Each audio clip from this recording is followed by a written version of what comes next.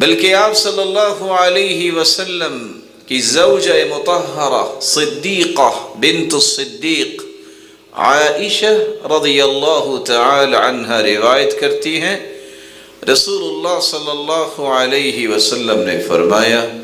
لا یغنی حذر من قدر،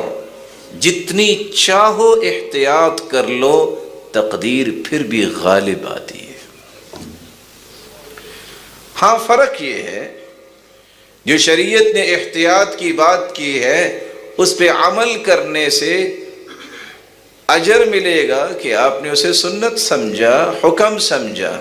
اور بہت سارے دیگر نقصانات سے بچ سکو گے۔ اگر آپ احتیاط نہیں کریں گے تو تقدیر تو پھر بھی غالب ہے، لیکن اس اجر سے بھی محروم ہوں گے اور دیگر نقصانات کا بھی سامنا کرنا پڑے گا۔